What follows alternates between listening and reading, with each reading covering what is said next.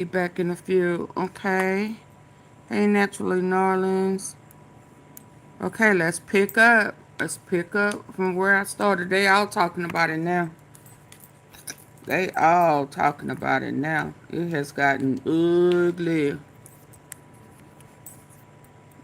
Ugly. I should have updated my picture, but I didn't. So let's go.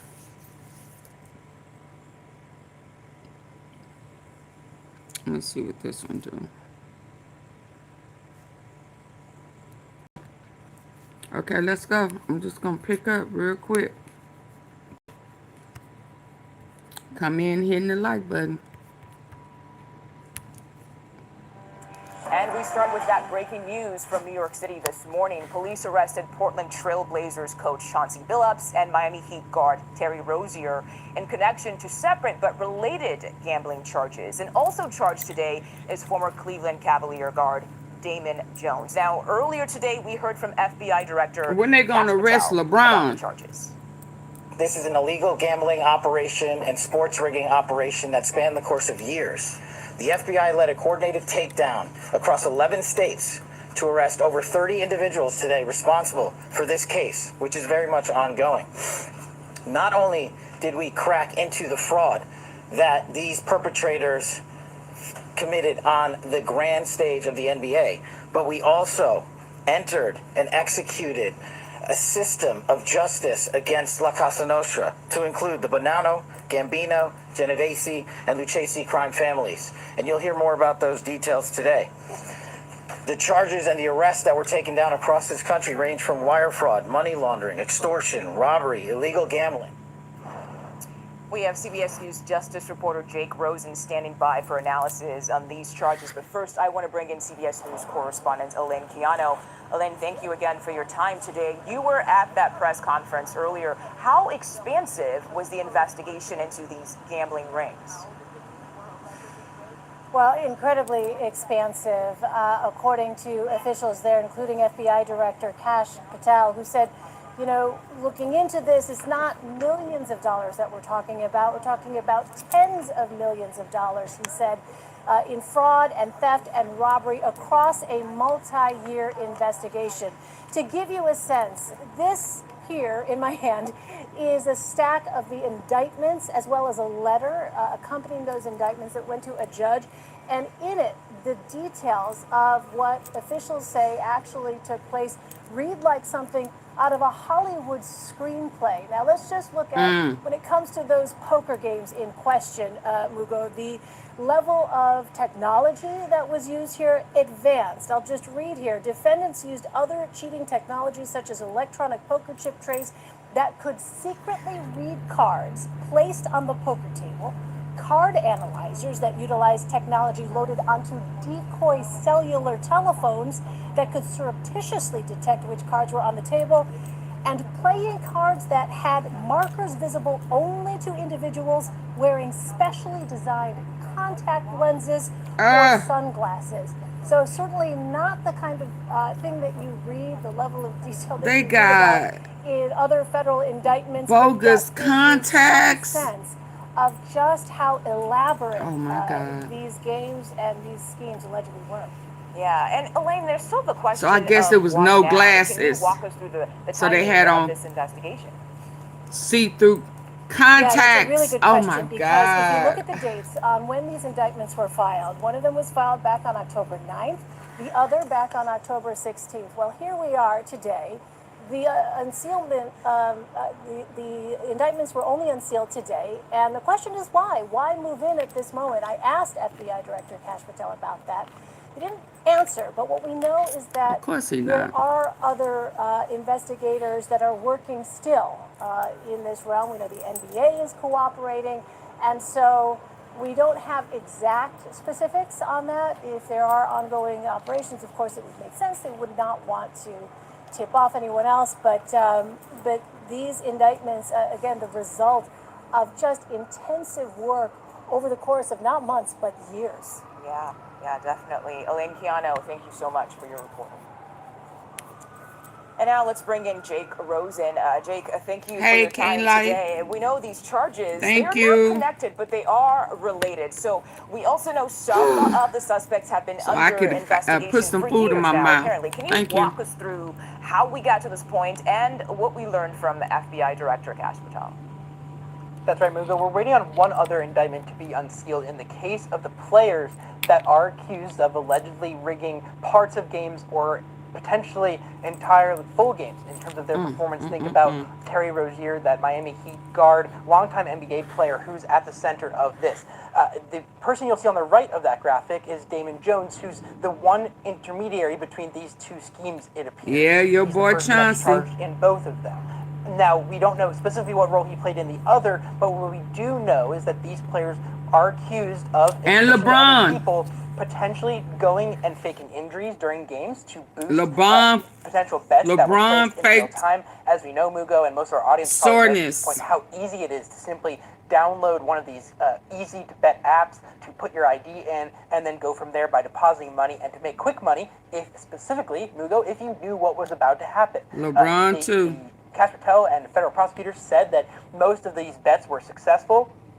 And in the scheme of this, these players making millions of dollars potentially made even more off of their involvement in these schemes. As part of that also is a player named Jonte Porter, who was banned for life from the NBA after being arrested last year on similar charges of being involved in gambling and illegal gambling as an NBA player. What he is involved in this indictment, law enforcement said at that press And conference, arenas. was that he was threatened by people in this scheme.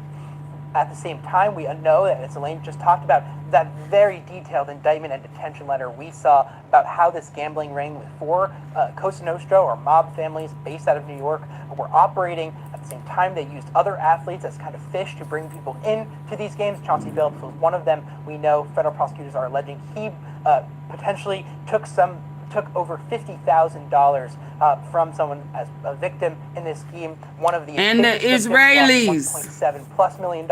In total, over $7 million was taken from this scheme. Think about how that money has to be shared then.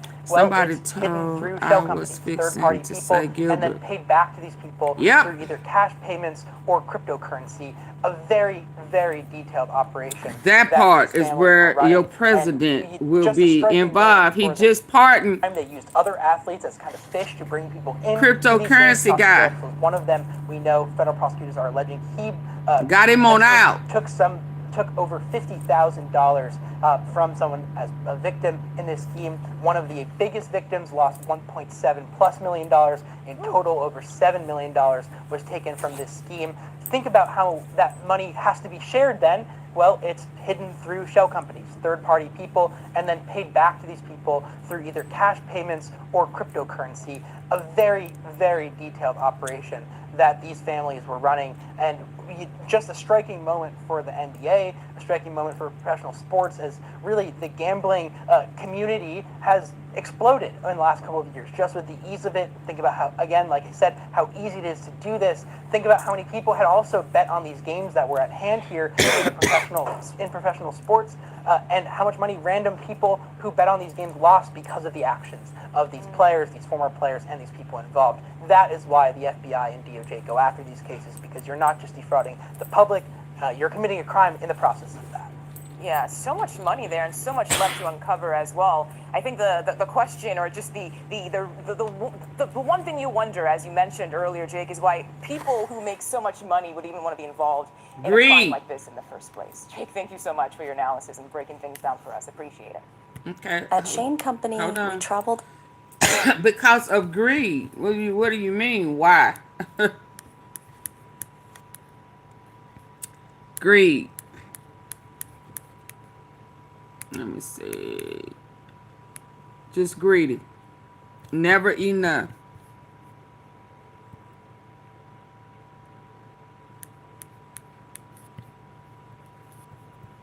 I want to hear, oh boy. I want to hear what he got to say.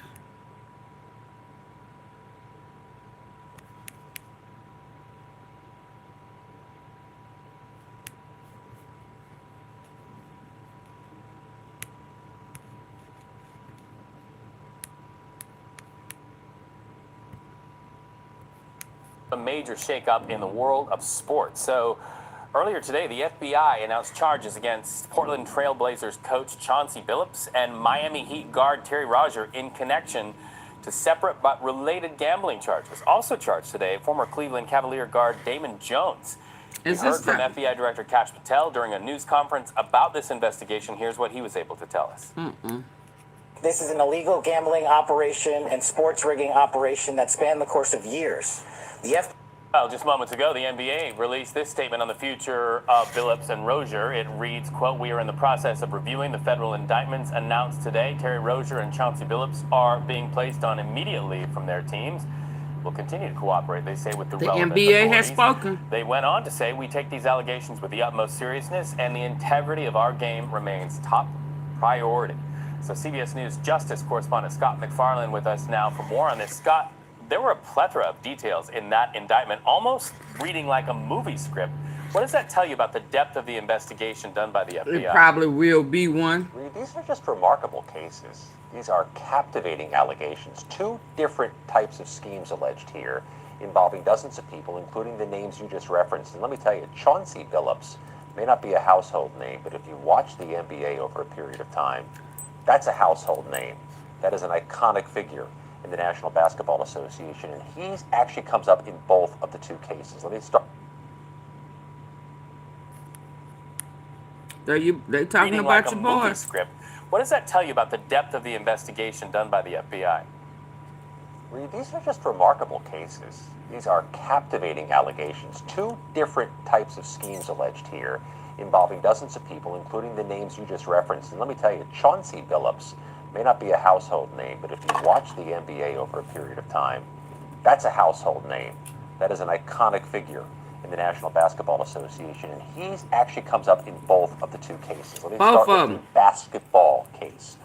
They are alleging at the FBI and the Department of Justice that some figures in the NBA were selling or sharing information with gamblers, known gamblers or gambler conduits, about what was going to happen that night, who was going to be on the court, who wasn't going to be on the court, and that the gamblers were capitalizing on this to the tune of millions of dollars, and that there was a scheme to capitalize on that inside information, unlawful as it may be, that enriched some people, that people who were sharing the information from courtside were part of the scheme according to the feds. In another case, in the basketball case, Reed, one of the players is accused to have been in on this. That's Terry Rozier. They don't want to talk about LeBron. They're alleging in this charging document that he did a version of taking a dive, knew that he was going to check himself out by surprise early in the game, shared that information with gamblers who bet that Rozier was not going to have a good night that night scoring, and capitalized. This scheme allegedly goes on and on. It's widespread. It involves basketball. Let me take you to the second case. This one involves illegal poker, and there are several things that are fascinating. They go to arenas. Technology that even card players may not know existed. They're alleging that Chauncey Billup was a known part of a scheme to lure in victims to the poker table, to gamble, to spend their money on unlawful poker, and that the scheme used some type of trick card shufflers to relay information about which card was sitting where, that there was a communication system to somebody outside to relay who had the best hands, and that somebody at the table would quarterback this and signal to others so that the victims would lose money and the schemers would make money. They also allege in that case that Chauncey Billup was the famous face to lure the players to the table and was a known commodity to this scheme. It's just fascinating, and it is serious. Billup's, Hall of Famer. So last year, Rozier and he have been arrested. At least one of them will make their first court appearance, we understand. What can you tell us Yeah, about I ate what a you little. expect in court today? Thank you, Janet. Ooh, they're about to enter the long, heavy slog of the federal criminal justice system. When the feds charge you, you are going to rack up millions of dollars or something close in legal bills.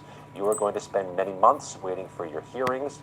This is a long, painfully long, some would argue, criminal justice system. We have a long slog ahead. Will other names be added to these cases? That is possible. There are references to anonymous co-conspirators in these cases. And one nugget I spotted in the basketball case, when they're alleging how they executed these schemes, Reed, they reference that there were some other players who may have been relaying information about who was likely to take the court that night, or other people associated with the teams. alleging who was going to take the court that night to the gamblers, to the accused schemers. That means that the possibility we learn more names and more players in the NBA that are household names before this is all done, whether they're charged or not. Fascinating story. One thing I will bet on, there'll be a movie about this within 5 to 10 years. Scott McFarland, thank you so much for 5 to 10 years. Ooh-wee. What's next? Who I got up next? Let me see. I'm waiting to see if y'all get the likes up. It ain't but a few in here, so however many in here, that's how many likes I'm expecting.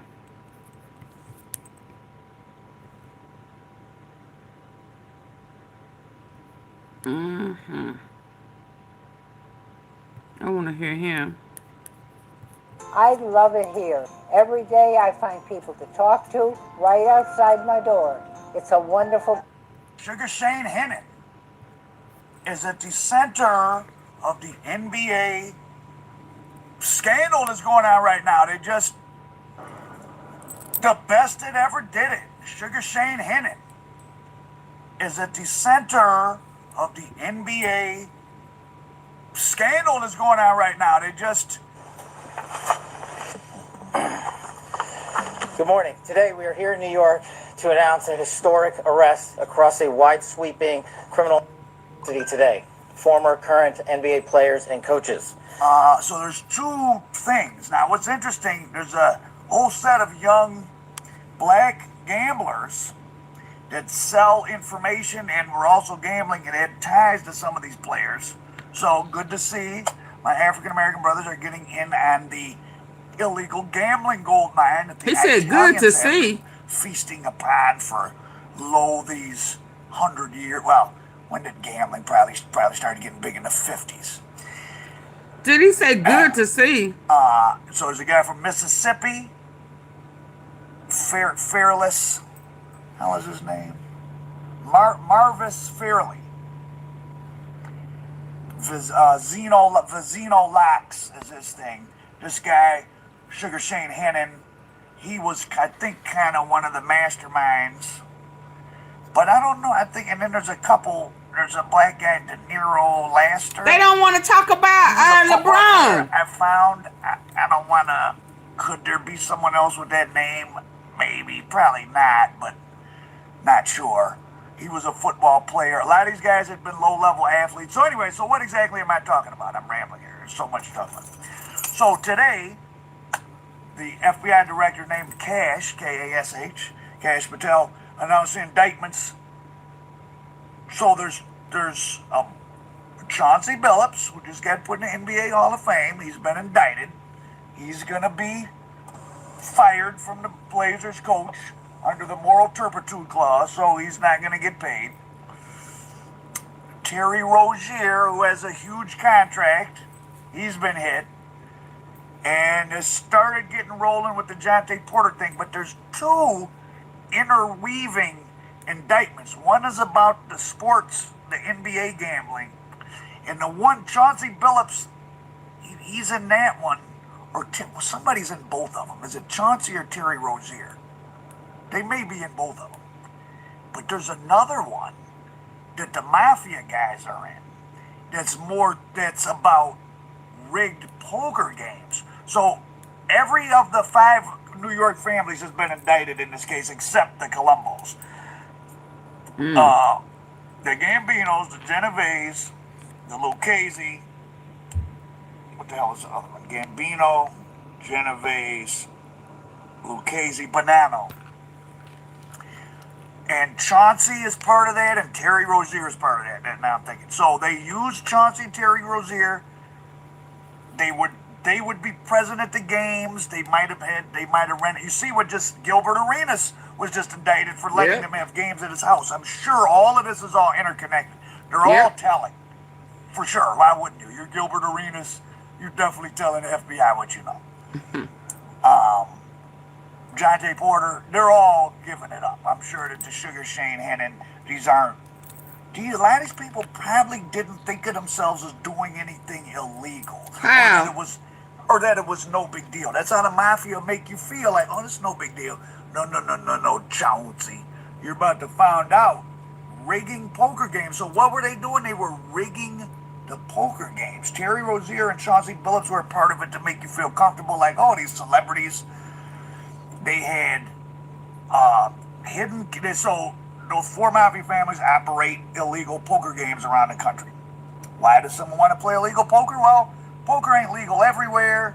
You can play on your phone and all that stuff, but people like to play against other people for big money. Businessmen, a lot of businessmen, I don't let me say a lot, but I mean, gambling has probably replaced drugs for richer or for higher income people, especially younger guys that might be doing well, as really the high of choice. It's really much more intense than drugs, because I mean, you can't really, I mean, I guess you can OD and ruin your life in a night, but gambling, I mean, you can mess your life up in a day. And you can definitely throw your whole life in the trash can and your family's financial future and all that. You can wreck a whole big company, in a couple months. So there's been all these gambling scandals here, there, boop, bop, bop. So anyway, so the rigged poker game. So they had Chauncey Billups, Terry Rozier, and others, Gilbert Arenas, would let them have either poker games at their house, or they would have them in rooms that they rented, or they would just be there like, oh, we got a celebrity guest. They would be playing. They would be the face. They would attract people. They had little cameras under the table showing what the cards were, so the dealer knew. Barcodes on the cards, so probably someone in a back office. Oh, and then the card shufflers could set the cards. So someone, I would imagine, there was either maybe, if you were running on these games, you had an operator maybe out of the room that was getting Bluetooth the info, and he could control the cards or whatever. So Chauncey and them was helping the Mafia cheat people out of tens of millions of dollars. And anyone who thinks, and this is a good lesson for those of you that like to hang with criminals, like, criminals will take your shit. The Mafia, their first and foremost crime, how it all got started, and what they still do in Sicily right now. I know Sicilians. You can't really have a small business, like a family business. They come to Mafia, shows up, and like, oh, you gotta give us. They want to basically take damn near all your profit. They're gonna leave you just enough another to where TV, you so it may start they want all the buffing. rest, and they'll Remember, be OJ physical got with caught you up. at vegetable stands in Sicily. This still goes on now. That's what they started off in America. You've seen The Godfather when he had to kill Don Fanucci. Hey, I'm just gonna lean on you, like some penitentiary-ish. Like how I used to do the smaller, weaker inmates. Give me that commissary, boy. Can y'all hear me? Oh, okay. So this is a big deal. Like, this is Chauncey just got in the Hall of Fame. He's the head coach of the Trailblazers. He's rigging poker games and betting. Terry Rozier, there's Damon Jones, who was an ex-player. He's indicted. That was LeBron James' shooting coach. He would travel with the Lakers. So one of the young black gamblers, I think it was Marvis Fairley. Yeah, Marvis Fairley. Vizino Locks. He, for example, one day Damon Jones told him LeBron's hurt. So no other gamblers knew it. He just knew it because he was in the lock. He would be with LeBron. Although there were 2 incidents of that, I think, in the indictment. One, LeBron didn't play and they made money. Another, he paid. Then another time, he said LeBron ain't gonna play, but LeBron ended up playing, and the Lakers won or covered the spread or whatever it was. And Marvis Early lost $100,000, but he made Damon Jones give him the $2,500 back that he had paid him. And you might think, see, it's another lesson for you. And for those of you on your entrepreneurial grind, money, the way you get a lot of money is you add up smaller amounts, which might sound Al, but people think like, oh, I need to I want to be a millionaire. I need to figure out something that's going to make me $1 million. No. You need to make something, figure out something that's going to make you $3,000 Okay, so y'all a can't day hear. every day for a year. Then you have $1 million. That's a lot easier. You don't really get $1 million at once. This is not how it works, generally. Hey, So, Mysterious. yeah, so we paying as little as $2,500 for information that LeBron's not going to play. But if you're doing that every day, plus you're gambling, it adds up. Damon Jones was making about $400,000 a year, I think, as the Thank coach. you for the That's a lot of money, marshmallows. but it isn't when you're gambling. Nowadays, these casinos, they'll take $1 million bets. And the casinos are part of it too, because these gambling guys, I might take a bet from you, and then I might take a bunch of bets. And I need to balance. So for those who don't know how illegal gambling, why it works and it's so popular, and what the line is all about. So the fact that there's always been the line on games, and they say the line, and the newspaper, when I was a little boy and I used to keep up with sports, they would say the Lions -3. Why are they telling you this? It's the gambling Thank line. you. So, mind you, up until fairly recently, gambling was totally illegal. Why in the 1980s would all the newspapers have the gambling line? Because people was gambling. If you take gambling away, that's why these guys are so interested in sports. It ain't because they're watching muscular teens in tight uniforms run back and forth and play with the white man's balls. It's because they got money on the game. Money on the wood make the game all good. A lot of gambling. I'm always shocked at people. Lots of people I know, like guys, I'm like, damn, you gamble like that? I don't like gambling. Gambling is a monkey's entertainment of pulling a lever and, I don't, but especially really the younger white guys that have a couple bucks, a lot of them are strung out on gambling, but a lot of these, of course, in my YouTube work studying the different criminals, my biggest field of knowledge, the black drug dealers, a lot of them fell off from. I would ask them, damn, so how'd you end up? And not even just people I've interviewed, just different people I've met and know, and they'll tell you, oh, it was gambling. Oh, y'all better not forget, boy, into that gambling, online gambling, that crooked gambling shit, too, now that I think about it. That Bet with Quet dude that was involved with soliciting hitmen and the organized crime, a Bet with Quet.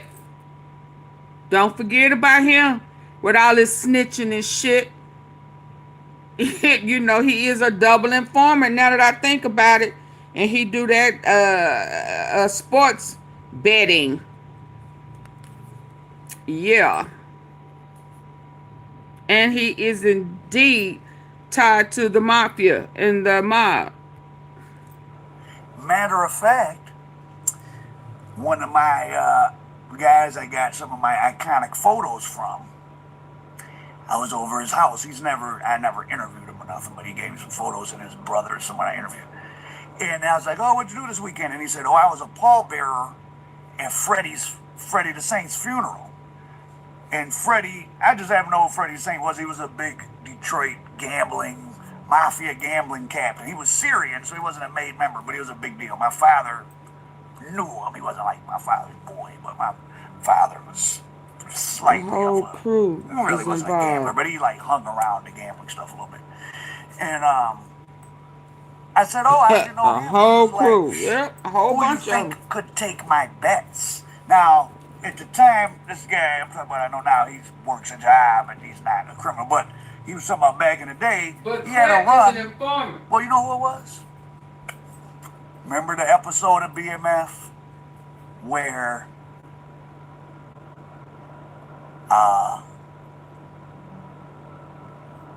K9 shoots somebody at the basketball game? Well, this is the guy who got shot. but he didn't die. Did he die in the show? The guy who got shot, that's based on, basically, that incident. This is who I'm talking about. But back when he had his run and it was, you know, getting a lot of H money, he made tons of money. And he told me he lost his money. He never caught a big case. He wasn't a drug addict. So how else would you lose? Listen, you don't lose millions of dollars from being a drug addict. Maybe by making bad decisions, that's possible. But you can only do so much drugs. And especially when people once you get off into the opiates, you can kind of ride that through life. Like a lot of these people get on in the Midwest and the East Coast, they're just lifetime opiate. I mean, not that, doing $100 for heroin a day is good, but you never really get out of control. And if you're selling the H, well, So a lot of the big H guys was on the H, but that doesn't cause you to really fall off. You either catch a case or maybe someone killed you or you get hit for all your money or something, but the gambling is bad. So the black drug dealers, a lot of these white salesmen, and that's why they're into crypto. That's the new sickness, the money addiction of Americans. That's what this gambling stuff's all about. It ain't about the sports, because all of the betting from these guys, Terry Rozier, how they caught him up in it. It's called prop betting. So you're not betting on does a team win or lose. You're betting on, is Terry Rozier going to get more or less than 4 assists tonight? These odd little bets that shouldn't be getting that much action. But Terry Rozier allegedly would do things like, okay, fellas, I'm going to take myself out of the game. I'm going to tell the coach I'm hurt at halftime or whatever, and I'm going to make sure I don't get 5. I'm going to make sure I'm less than 4 assists or whatever. And then you have hundreds of thousands of dollars bet on these little odd things. And now with computers, these guys ain't that fucking swift. It's triggering, because they're betting through casinos, it's triggering, abnormal betting pattern.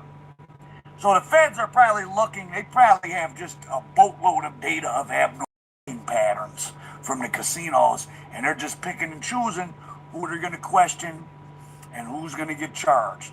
The Sugar Shane guy was running an Instagram, Fazino Locks, De Niro Cash, whatever his name, Nero Lassiter, all these guys. So you see these people selling their picks online. I always thought of them as a scam, and probably most of them are, but some of them had inside information, which is illegal. Are you addicted to gambling? Call for help. That should have ruined your life. I'm glad that's one thing I never had any interest in.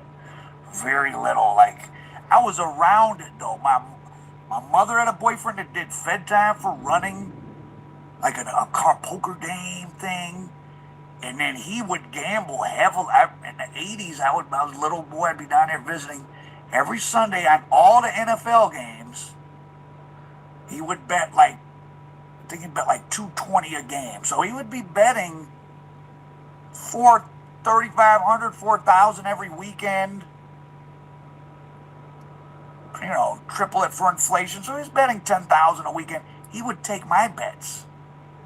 And I would bet $3 a game or something, or $5 a game with him. He'd be my bookie, which was fun, but it's kind of, so with me, and then my father I just was around gambling stuff from a young age, so it wasn't, I always kind of knew it was kind of shady, kind of predatory. It's just not that interesting to me.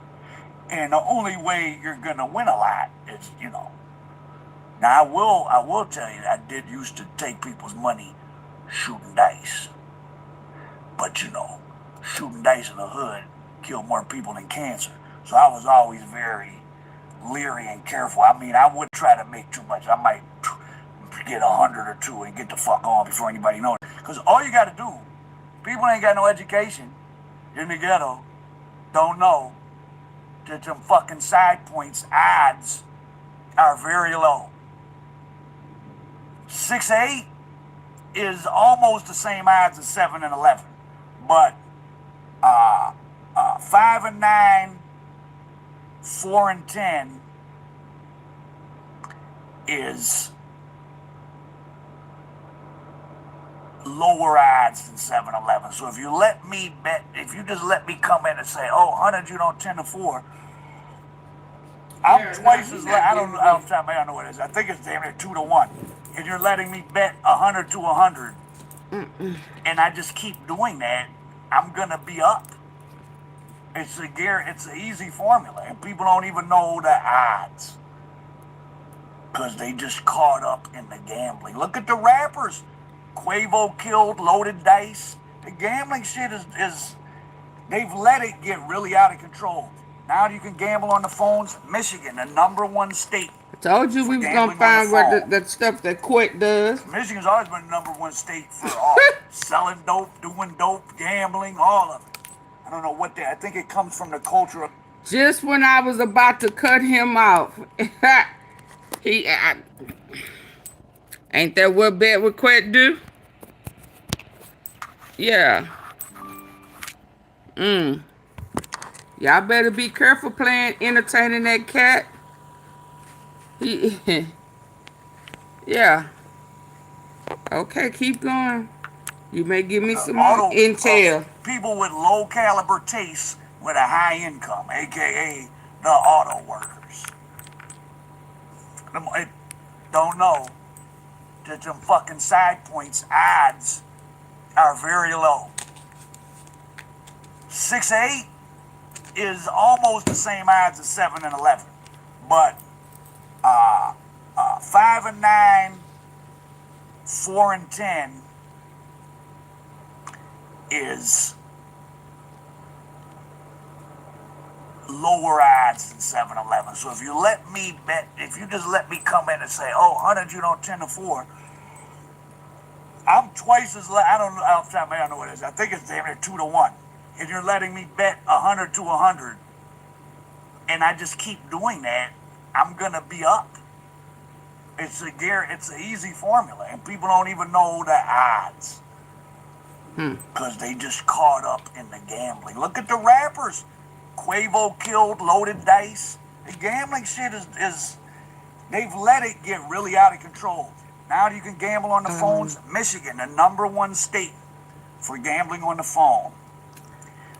Michigan's always been the #1 state. Is it true that Jay Prince was arrested? Gambling, all of it. I don't know what that. I think Hey, it comes Max. from the culture of the auto of people with low Thank you for the floating hearts, Max, with for a the high boogie. income, aka the auto workers.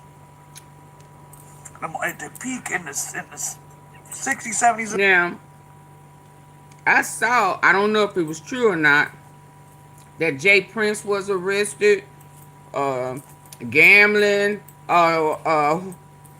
loaded. Yeah, y'all better be careful with finesse, cash protect, what's that guy name? They been playing with them dice. Hustle Cartel.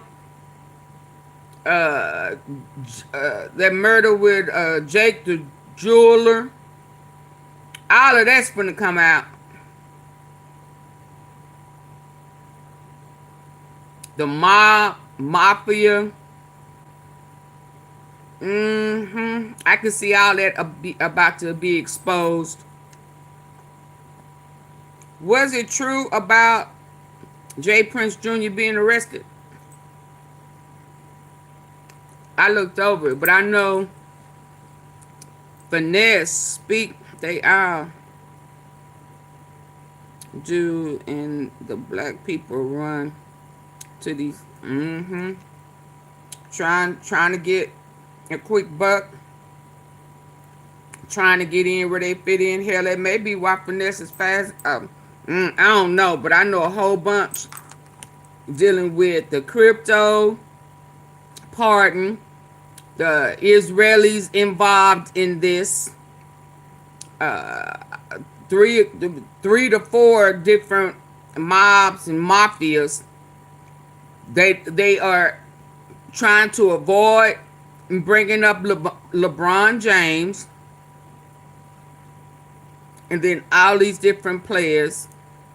Gilbert Arenas was busted a couple of months ago with a group of people. Somebody in that bus talked on this one. I'm sure Jay-Z gonna pop up.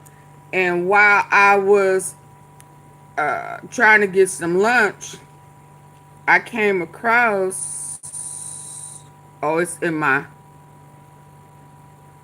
about the Qatar, them Saudi people that we done saw Epstein with, Jay-Z with, Trump with, into this sporting stuff. I found that too a while ago. I told you I'd be sitting on the T. Let's go. 80s, when all the street stuff was at a peak, it was when the auto stuff was at a peak. The auto plants, guys who had numbers in there, dope. You could give everything out on credit because you knew they was getting paid. Courtney Brown, Finesse, you speaking senior about Finesse Mafia, when he got out of prison, brilliant mind. All that He gambling would is take going to come into cash play. from the street and go up to the plant in a van. Well, he had his workers do it, and they would cash. This before there were check cashing spots. And it's a lot. We're paying the Chaldeans 7%. And when he mentioned the rappers, y'all know, what's the Telltale guy name? It's a bunch of snitches, but Moneybag Yo. We know he gambled and he snitched. And he trying to get out of trouble. Let's go. 4% to cash a check, or $25 for his involvement with Dog. I think he charged $5 or $10. You would just sign your Chrysler check over to them. Oh, it's $700. Okay, there's $695, and they would make $30,000-$40,000 a month in profit doing that. And then the feds got onto them and they stopped. But so there's a tremendous amount of money in just making incremental profits on frequent transactions, the gambling stuff. All 4 of the 5 Mafia families cheating people at cards, using Chauncey Billups and Terry Rozier as the face. Again, this has a long precedent. Let's talk about Detroit. So there was done stories on them. You can read Scott Bernstein's written whole chapters of his book on it. I have a story up about the FBI made Michael Jordan take those 2 years off because his gambling was out of control. That's for sure. The FBI agents told Bernstein that, the ones who worked the case. So for 100%, that happened. Isaiah Thomas almost was made to retire. Mark Aguirre, who played for the Pistons, was a source for the FBI telling, hey, my friends Jordan. Where's the mob ties? Where is Papa Prince? The FBI. And then there was a big thing here where Tommy Gilbert Hearns told. and Isaiah were letting the Mafia here do, again, card parties, gambling, poker parties at their house. So why that? It's part of the fun. You're a successful. I'm a Hell, Boosie could have been telling. Syrian businessman, legal businessman, and I got a lot of money, and I want to have fun. Everybody who done recently been arrested, buying pussy and don't really out cost that much. could have been done told. Drugs, if you want to do some drugs, they don't cost that much. And we know he gambled only because of Juke the Dealer. It's going to have to involve money. And mob ties. Just before the casinos, there's going to be some mob shit. So you get to have the fun of the gambling. Plus, I'm with the Mafia. Look at the Sopranos episodes. Frank Sinatra Jr., the gambling thing. That's just exactly what those are. And we plus, just be too ahead of it. House. I get Isaiah Thomas is in the game. Shit. So that's what the Mafia guys preyed on. Now, did they get a hook into Chauncey and Terry Rozier? Was they owed? Hard to think so with Terry Rozier. I think now Terry Rozier might be connected. It's going to be interesting for all this play out. But again, it's interesting. There is a group of the indicted are some young black gambling guys. So that's kind of new, as far as black people involved in gambling's not new, but as far as them getting A indicted in lot these of sports those gambling guys are ones, at hiding. least. So I'm wondering, you know, I don't but fool the with gambling Quick, is really but I widespread wonder in what all he got to say. I wonder demographics. how he gonna talk on it. It's I wonder sick. if he gonna Really pop has his to be collar said. and The talk fact that they've let it shit be on their phones, the way they he really did about Dolph. jumped the shark. The vicification of America. Since we know he Everything do that this used to be illegal very sports recently, betting. marijuana, gambling, and you could do it, but at least I'm a proponent of things being a little bit illegal because it makes you think, do I really feel like, do I really want to gamble? That's why you try to keep drugs in control to some degree. They had Like, drugs in there there's too, gonna be a but very small amount of people that no matter what what I somehow they're heard gonna go was, find hard drugs. I'm through with Most him, I people think, cause exist on a spectrum where it's like me with alcohol. let me see. Gonna lose. I don't do. Cause we heard massages earlier. We heard the massages and them women in there. Well, how long is this one? Let's see what this one is saying. I heard massages and girls, so sex And Miami Heat guard Terry and Rozier drugs. are among more than 30 people charged in connection with schemes involving illegal sports betting and rigged poker games. And welcome back to Live Now from Fox. Portland Trail Blazers head coach Chauncey Billup and Miami Heat guard Terry Rozier are among more than 30 people charged in connection with schemes involving illegal sports betting and rigged poker games backed by the Mafia. That's according to officials. Backed by the Mafia. Rozier is accused of participating in an illegal sports betting scheme using private insider NBA information. Mob A ties. separate indictment alleging a wide-ranging scheme to rig underground poker games that were backed by Mafia families. The indictments are related to two major cases, one involving sports betting, the second involving rigged poker games. And in the first case, 6 defendants are accused of participating in an insider sports betting conspiracy that You exploited always confidential have to information look about at the NBA person who athletes and loses teams. The on a second case regular involves basis. 31 defendants in a Nobody nationwide likes to scheme to keep rig illegal losing. poker games. The defendants Oh include yeah, professional and it was athletes rigged. accused of using Oh, technology to shit. steal millions of dollars from victims in underground poker games in the New York area that were backed by Mafia. Somebody families. lost We were millions. hearing from several officials earlier, including FBI Director Cash Patel. Trick This dice, on social trick media saying cards, 30 plus arrests, 11 states, one nationwide. fake contacts. Today, the FBI dismantled a multi-million-dollar They use gambling ring fake tied to contacts. Nostra, including current and former NBA players and coaches. I also They don't want to talk about LeBron. No, why? We are hearing right now from the attorney. Cause he He said this to Mason. Fox News, saying, "We have represented Terry Rozier for a year. A long time ago, we reached out to these prosecutors to tell them we should have an open line of communication. They characterized Terry as a subject, not a target, but at 6 a.m. this morning, they called me to tell me FBI agents were trying to arrest him in a hotel. It is unfortunate that instead of allowing him to self-surrender, they opted for a photo op. They wanted the misplaced glory of embarrassing a professional athlete with a perp walk. That tells you a lot about the motivations in He ain't special. Ain't none of them. all of this. I wanted to bring in a reporter here who is actually inside the press briefing a little bit earlier, Ben Horney from Front Office Sports. Thank you so much for taking the time to join us here. We do appreciate it. Thanks for having me, Christy. Really happy to be here. So as I just said, you were there at this press conference. There was a lot of information that we learned. Can you briefly recap for our viewers what we learned there and these charges? Yeah, so you hear the word sprawling investigation a lot, right? This was that. There are two separate situations here, as you, very excellently went through just a second ago. There's one where NBA players like Terry Rozier and Jontay Porter, who was banned for the NBA from life last year, are charged with giving inside information about health of themselves, giving people information so they could bet the under on Terry Rozier is going to score less than 10 points. Terry Rozier would tell people, I'm going to leave the game. I'm going to, say that I have a leg cramp, whatever. The other one really is crazy. There's this alleged scam involving rigged poker games where that's what Chauncey Billup was involved in, and Damon Jones is actually named in both indictments. they were allegedly playing these high stakes poker games where everyone but the victims, who they called fish because they were lured in by the allure of playing alongside famous people like Chauncey Billups, were getting scammed out of money, and they were using technology.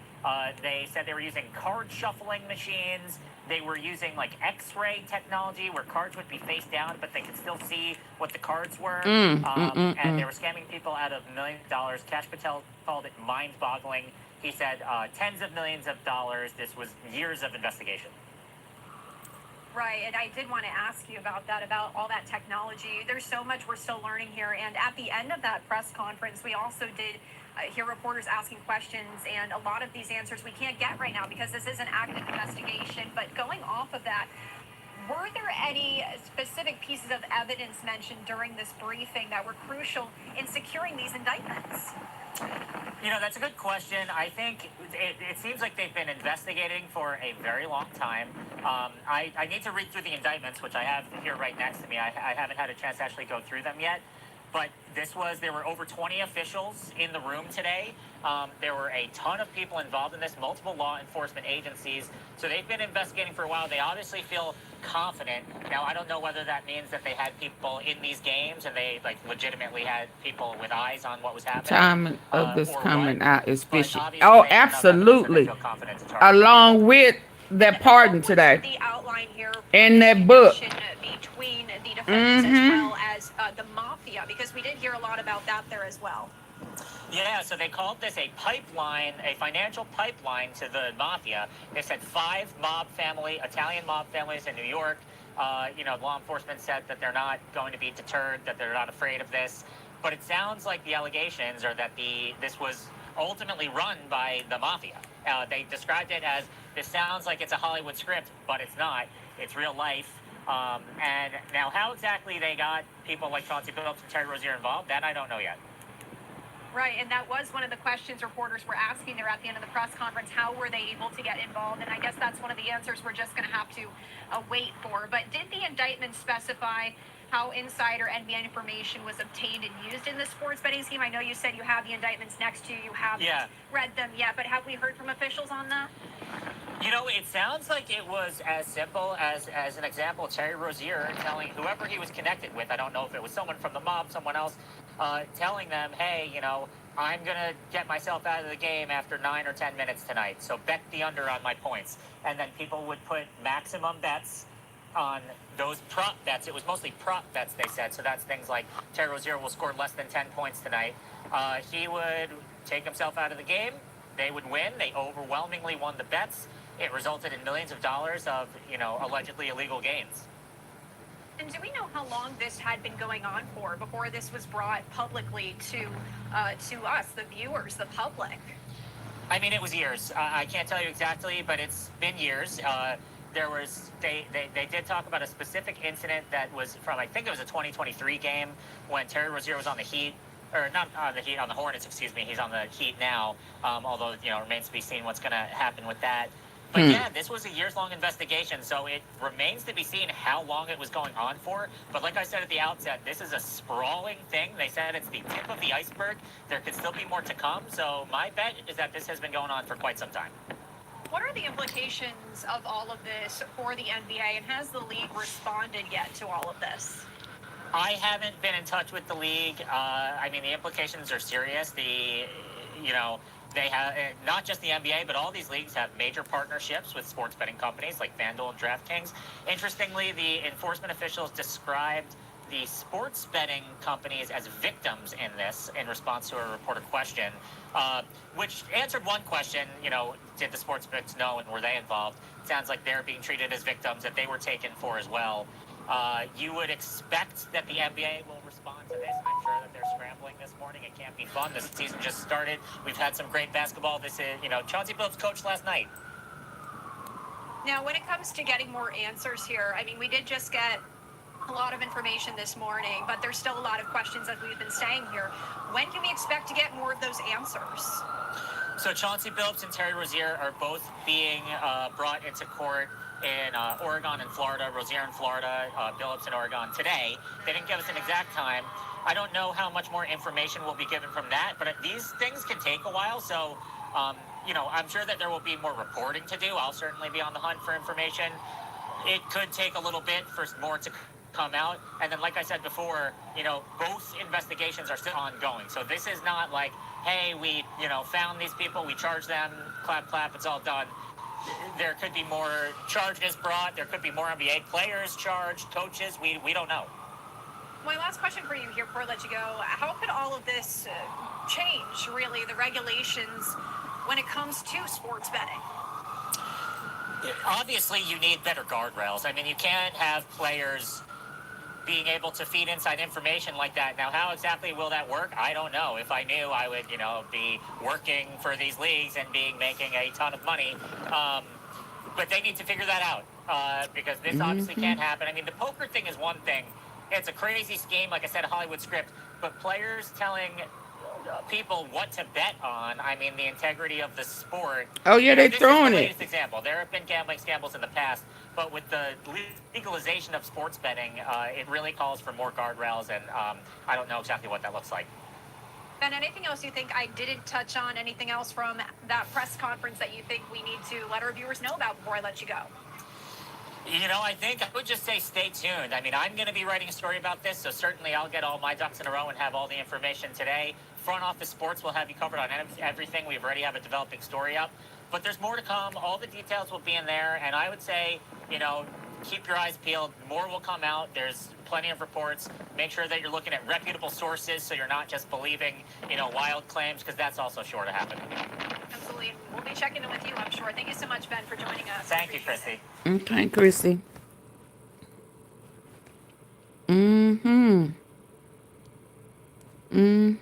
What was this one?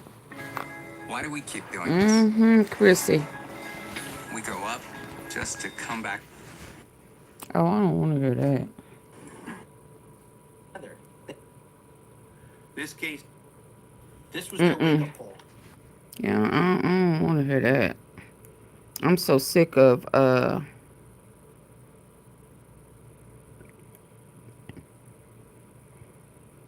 the high profile. Hold on before I go back over there. NBC News sports reporter Andrew Greif joins me now. Andrew, thanks for being here. So, I mean, the NBA season just started 2 days ago. Billups is the current head coach for the Portland Trail Blazers. Let's talk about the implications this has for this team as this coach is now facing a serious investigation. Well, it was obviously a destabilizing event for any team, especially for a team that, and coming in this year, really had aspirations of going from a lowly status in the standings to really having a breakout potential type of year. But again, this would take any team by surprise. I think what teams are going to have to figure out right now, what the Blazers are going to have to figure out is just the day-to-day. I mean, right now, I can't imagine that in charge of day-to-day operations. So how does the team elevate an assistant coach to take over day-to-day coaching? How do the responsibilities change down the ranks of the other assistant coaches from that point? How does the contact go from the front office to the coach? There's a lot of moving parts that are going to change the preparation for the Blazers for even the smallest details that they were taking for granted last night when they played their first game. Now everything has changed. They don't First really get game. until Friday, so they do have a little bit of time to work out those kinks. Look, innocent until proven guilty, Andrew. Has the NBA commented on the arrest of Billups or Rozier? What action could the league potentially take at this point, or are they sitting tight? NBC News has reached out to the league multiple times, have not heard a comment yet officially about this morning's arrests, nor have I heard back about what potential penalties could be. But I will say in the league's operations manual, it does lay out that there are certain types of gambling that is allowed, and that is casino gambling, that is gambling on non-NBA league sports. Players can do that, team investors, governors, that is something that is allowed by the NBA. But obviously this concerns what the FBI has alleged this morning is a different type of gambling, private off-books games. Yeah, a lot of people who are in the sports world said sports betting, legalized sports betting, would lead to this slippery slope. And Reading the indictments, and there's two cases, as you may know. One is a pretty spectacular in terms of details case about illegal poker games, which I assume somebody will make a movie about someday, and it does involve NBA players or personnel, and there are, I think, about 4 people who are charged in both cases. But that is not really what the NBA is going to be focused on and having to deal with. What they're going to have to deal with is the fallout of the other case, which involves illegal inside information on NBA games. Now, a lot of this was already known. You know, Jonte Porter has already pled guilty to some of the stuff that's in this indictment. Terry Rozier of the Miami Heat was already known to have been under investigation for a certain game in 2023. The NBA, in fact, is probably going to have to answer for why they allowed him to keep playing while the FBI was very clearly still investigating and still planning on possibly charging him, which they have done. And then there is a whole slate of incidences of people having leaking inside information of when players might be available for games. And some of these players are gigantic names. They're not named in the indictment, but if you pull back one layer, you can figure this out. In fact, Chauncey Billups isn't even named in this indictment, the head coach of the Trailblazers, who's now been put on leave by the league office, as, by the way, as Terry Rozier, as I'm sure you've told your viewers. Chauncey is just described as co-conspirator 8, who is described as an Oregon resident who played in the NBA from 1997 to 2014. Yes, we can figure that out. Okay. Yes, So, this is what the new information is, as, by the way, as Terry Rozier, as I'm sure you've told your viewers. Chauncey is just described as co-conspirator 8, who is described as an Oregon resident who played in the NBA from 1997 to 2014. Yes, we can figure that out. Okay. Yes, So, this is what the new information is, which is that Damon Jones and Chauncey Billups use their positions as coaches of teams to tell people who may be available, and what appears to be Damian Lillard and LeBron James, potentially also Anthony Davis. I'm not 100% sure. Thank you for naming him. So wait a minute, let me just jump in here. So you're saying Chauncey Billups, it's not just the poker thing, that he is also in this indictment alleged to have given out information as to who's playing and who's not? Yes. Did he stop him from talking about LeBron? I'm not downplaying the poker thing, but did he just stop him from talking about LeBron today with be available, and he just interrupted it, didn't he? And LeBron James, potentially also Anthony Davis. I'm not 100% sure about that. So wait a minute, let me just jump in here. He said LeBron James. Damian Lillard and LeBron James, potentially also Anthony Davis. I'm not 100% sure about that. So wait a minute, let me just jump in here. So you're saying Chauncey Billups, it's not just the poker thing, that he is also in this indictment alleged to have given out information as to who's playing and who's not? Yes, that's correct. And that's what I'm not downplaying the poker thing, but I hear you. I hear you. The NBA isn't concerned today with whether people who are playing in illegal poker games got defrauded. I mean, they may feign that they care about that, but they don't care about that. They care about sensitivity information about their players and their games. And so, what Chauncey is being accused of is, there was a tanking job going out in 2023 going on because people were really interested in getting their hands on Victor Wembanyama. And the Blazers weren't participating in that tanking situation. And there was a moment in March of that year where the Blazers basically seemed to have decided to put their tank in overdrive. And they decided they were not going to play their regulars anymore, but specifically they were not going to play the NBA rig. And there was this day, I can't remember who they were playing, maybe the Jazz. Damian was listed as probable with a calf tightness, and according to the indictment, I'm not saying it happened, I just said according to the indictment, Chauncey told somebody that Dame wasn't going to play amongst his lost 15 of their last 17 games, and ended up with Scoot Henderson, the number 2 pick, but not the number 1 pick. And then Damon Jones, who was sort of a volunteer assistant with the Lakers for several years. They accuse him of saying that LeBron was, and they don't say LeBron's name to be clear, they just say, they call him player 1 or player 2 or something like that. But they reference a game against the Bucks in 2023. It was the game after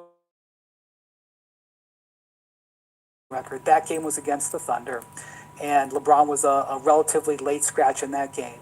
And the obviously not having LeBron, who was really close to the peak of his powers at that point, at least for that age, didn't play, and that information was used by people that Damon Jones told about it before it was public information.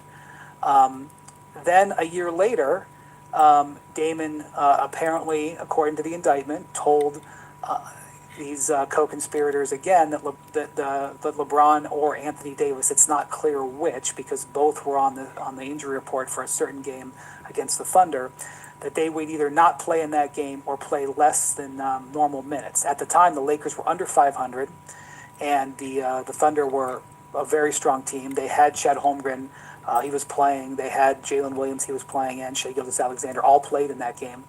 And in fact, LeBron and AD did play in that game, did play their regular minutes, and the Lakers pulled the upset. They had been not favored, and they came back and won.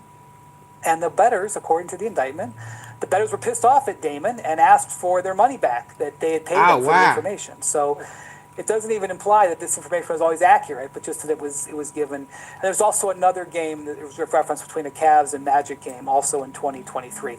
Now, what I think I just want to point out is that this is so what the NBA is going to have to deal with here. Yes. Is obviously players with pulling themselves out of games with unders, but we frankly have known about that, unfortunately, for 18 months. That's the Jonte Porter thing from 18 months ago.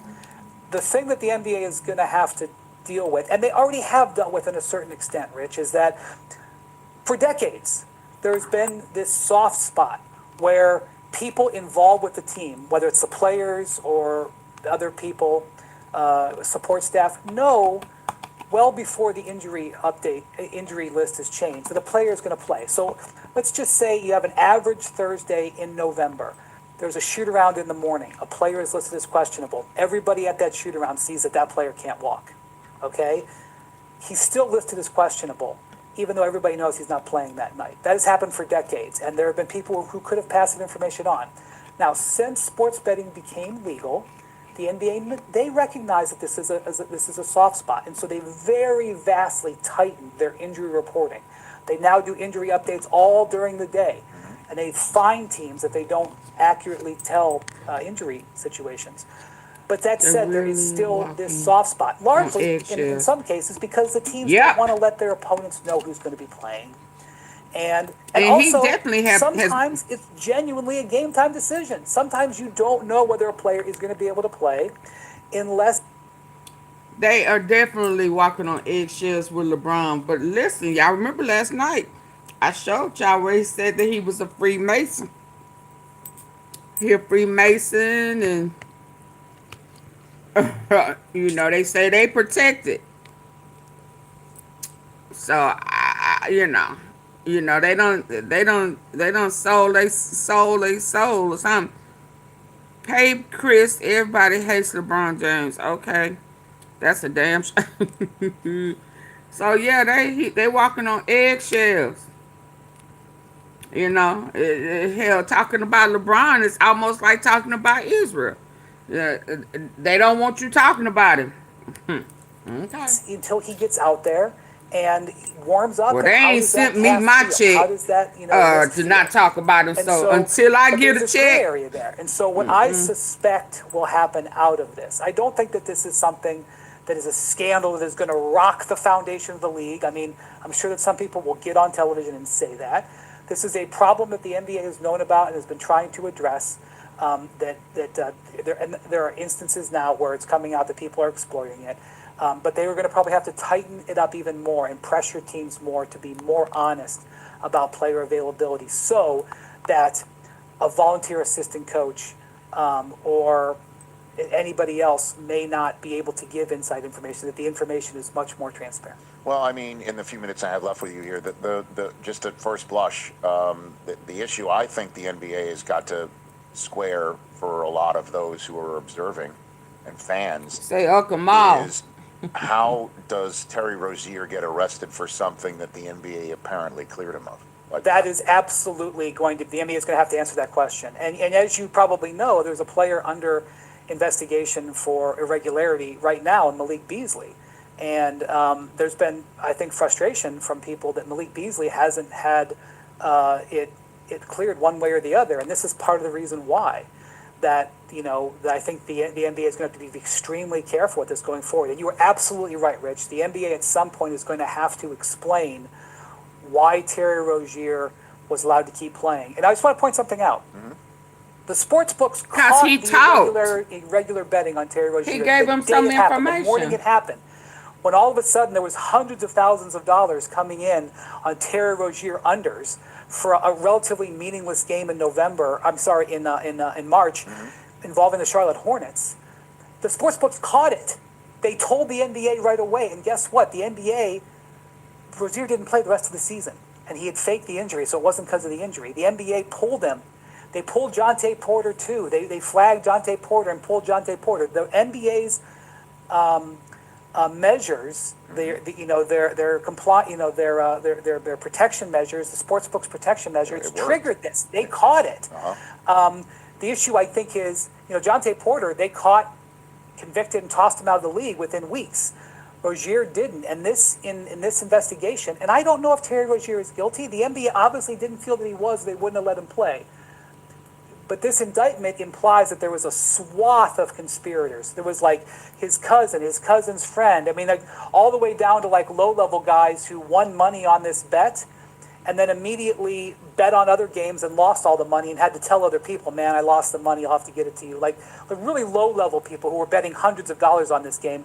In addition, people were betting tens of thousands. So my point about saying that is that there was a wide swath of people who were benefiting from this inside information on Rozier, according to the feds, and that the NBA either didn't discover that or knew about that and cleared him. They're going to have to answer for it. But this is not like Let me tell you about my experience with the 5-day juice cleanse. As someone who's always on the go, I was a bit skeptical about. I hate to bring up the name. This is not like Tim Donaghy. Yeah. This is sloppy stuff that they need to be tightened down. I know the people who are going to attack the league and people who are against gambling are going to be able to hammer on this, and there's some points to be made there. I do not think this is going to rock the NBA to its foundation, based on the information that I have. Obviously, more information could come out, but it is definitely very interesting, particularly the poker aspect of it. Certainly, it involves a head coach as well, Brian. I mean, that's particularly it shocking. involves inside information about whether a player is going to play. I think the key is, did Chauncey tell the guy and say, go make a bet on the game? Got it. Or did Chauncey tell the guy because he was having loose lips, and then that guy went out and made money on it? Understood. That's the question. I don't know the answer to that, but that nuance is going to be important. All right, and I know your time is limited, so I do want to give you the floor on Wembanyama. I mean, that was insane. Like an actual conversation about an actual game that actually happened. And, I mean, 40 and 15, no turnovers. That is exactly what everybody when. So y'all remember earlier France. Oh, I don't. Let's see. To check it all out, was envisioning that type of performance right from jump, Brian. And when I met his coaches, who coached him when he was 12, 13, 14 years old, one of the things that they said was that they begged him, Victor, please go by the basket. Every step away from the basket you take, your height advantage gets mitigated a little bit more. And Victor really didn't want to hear it. Victor wanted to be a big man with guard skills. He didn't want to be defined by his height. You may have noticed that just this week he complained about people focusing on his height. And I don't know nothing about his height. But hold on, insider trader NBA style. Okay, so listen. I mean, some of them people on the on the team saying, shit, I ain't in it. I'm in it for the sport. I don't know nothing about that. I'm finna go real hard. Oh, man, I forgot my drink. Oh, thank goodness it's still cold. Y'all, I have been deprived. I got to get my stuff. Okay, but so listen. Y'all remember earlier when I told y'all that the foreigners that are heavily involved in what is going on right now as Trump is playing in our face with these foreign deals. We done heard the Israelis are involved. We hear the mob. We hear that. But I showed y'all. I told y'all Qatar. Uh, whom Trump and the Department of Justice has allowed or gave permission to build on U.S. soil in Utah, right? And I advised that Qatar and Trump have been making deals. I told y'all that I had just watched and listened to Qatar, and we just saw Saudi and Jay-Z, right? I showed y'all that, right? So here is what I was watching last night. Now, I don't remember if I watched it all or I fell asleep. I don't remember. But here, let's pay attention. Who is that guy with Trump? But let me take this off. Telling y'all this shit is all connected. One way or another. It's just seeing what you seeing, hear what you hear, and park it. You don't have to be the first one to put it out. I don't care about that. You know, it's good for numbers, but I'm more about the facts. So let's pay attention. Let's go. Oh, I got the volume off. Hold on. I'm sorry. I got the volume. Who was Dana White? CEO, Ultimate Fighting Champion. Hold on. So Saudi is big involved because this is what does Saudi want with Trump? What type of deals have Trump made with Saudi? Yeah, y'all remember it was one or two of those when they was doing that fake peace deal who had begun to question the peace deal and wasn't pleased with it on his way to Israel, and they got unalived. We heard about it that day. We ain't heard nothing else about it. I haven't. Okay? But I did, before that happened, we saw where one of them went up to Trump, showed him some pictures. Trump tried to grab him out of his hand. And then they sit back and laughed at him like he had the mashed potatoes on his head. Y'all remember that? Okay, let's go. Fresh off winning the presidential election, Donald Trump appeared at a UFC event, flanked by bullet-headed UFC CEO Dana White and Elon Musk, who had just spent $270 million electing Trump. There was another person there who wielded as much influence and wealth as pretty much anyone alive.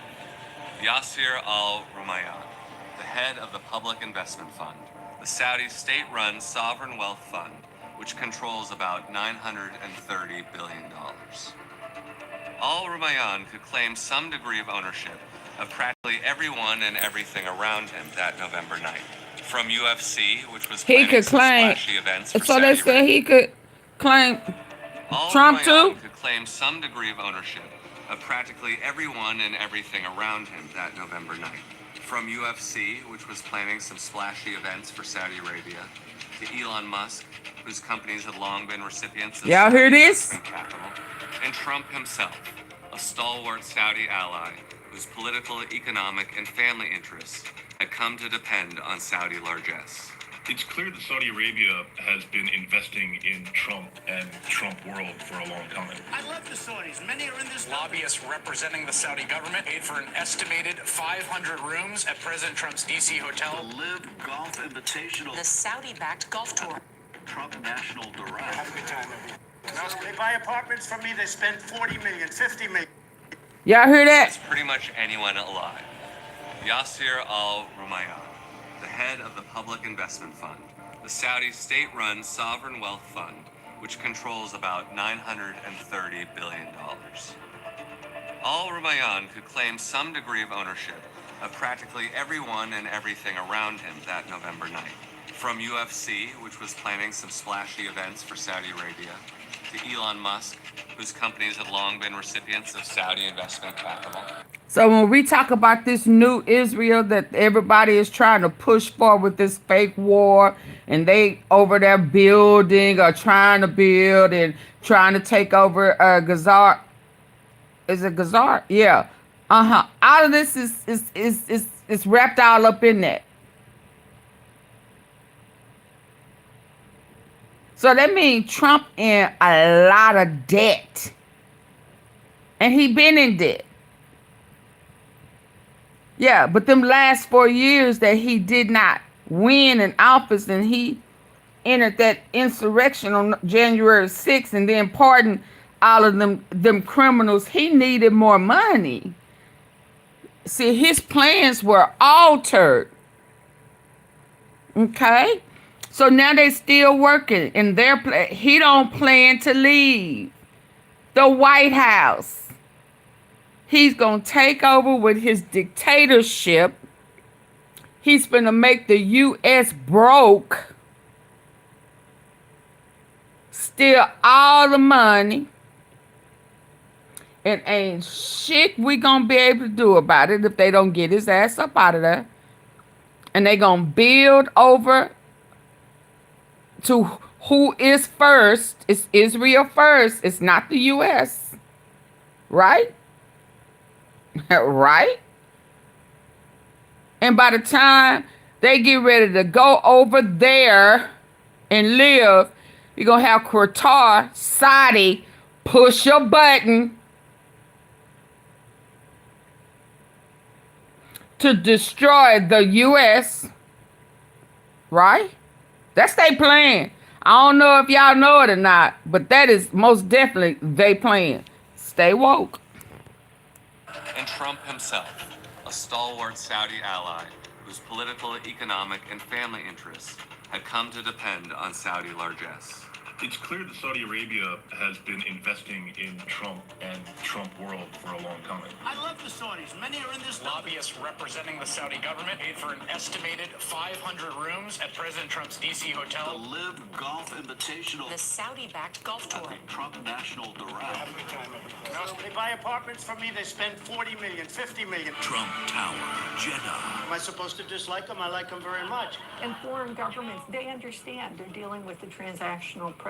Crown Prince, thank you very much. Thank you for being here. And now, as we head into a second Trump administration, the question is, what more do they want? How would you describe? Yes, he has already sold us out. And Saudi Arabia. I think it's fine, but with me, it will be GREAT, great.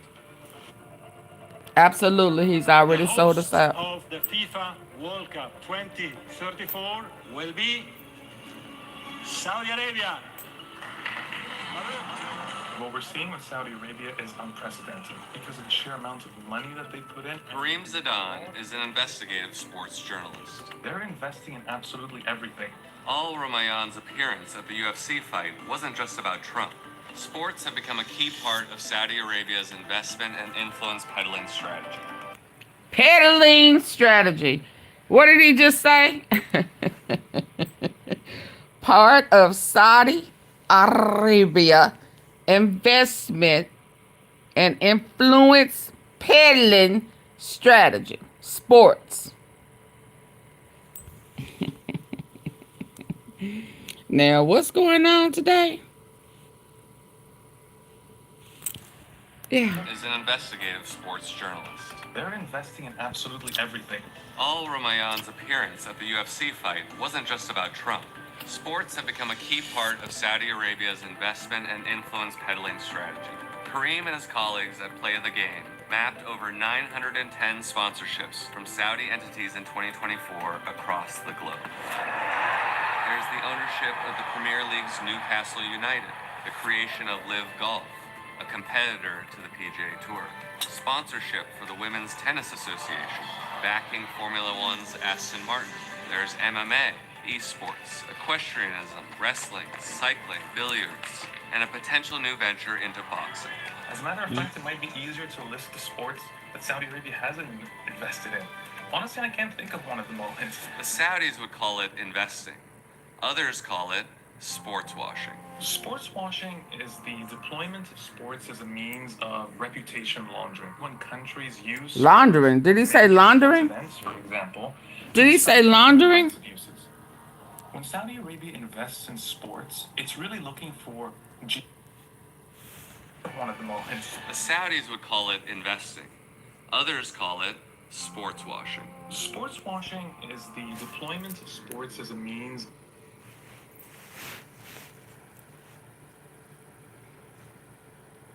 Y'all hear that? Y'all see that? See, one day y'all gonna realize I pay attention and I part laundering. So they mentioned laundering too with this.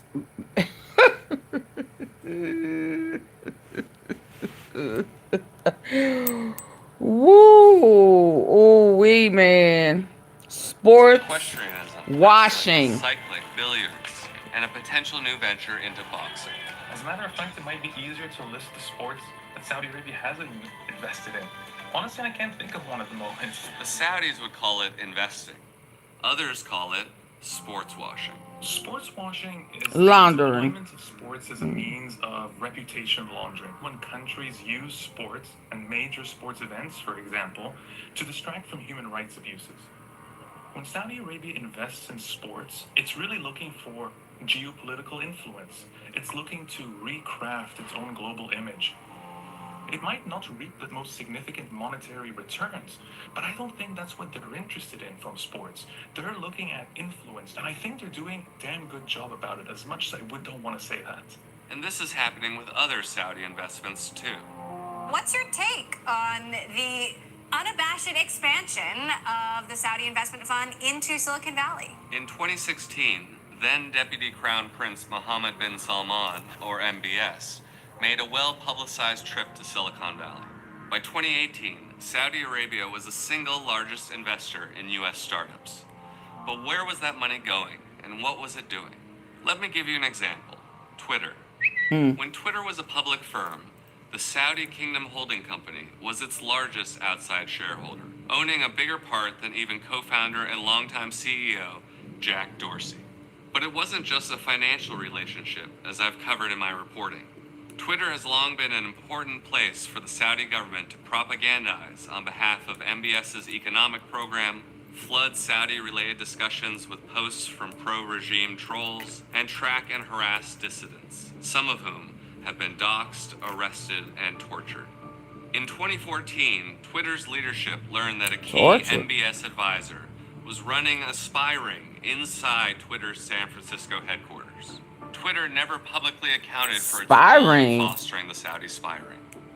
Jack Dorsey enjoyed a chummy meeting with MBS just 6 months after the Twitter CEO had been told by the FBI that his company had an espionage problem. We gotta stay woke. Their investment, used it to spy on, target, and harass critics. And they did it all without any consequences. And their investment continues today. So back to the fight. And another guest, Elon Musk. When Twitter went private under Musk, Kingdom Holding Company rolled its shares into the new private entity and became its second largest investor after Musk. But Twitter wasn't the only tech giant receiving backing from the Saudis. In April 2023, Sanibel, the venture capital arm of the Saudi Public Investment Fund, did something surprising. It published a list of dozens of American venture capital and private equity firms it had partnered with, showing just how widely the kingdom's money was being spread around.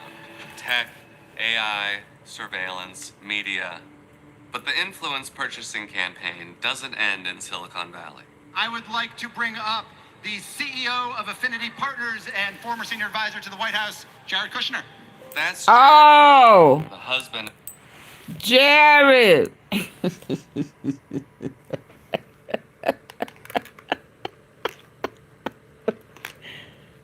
AunTeaFee,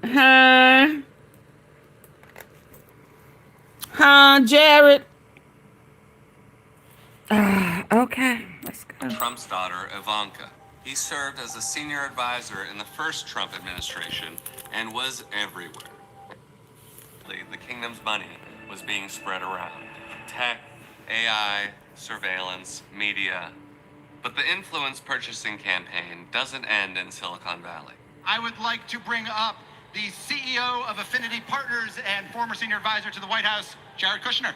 That's Jared Kushner, the husband of Trump's daughter, Ivanka.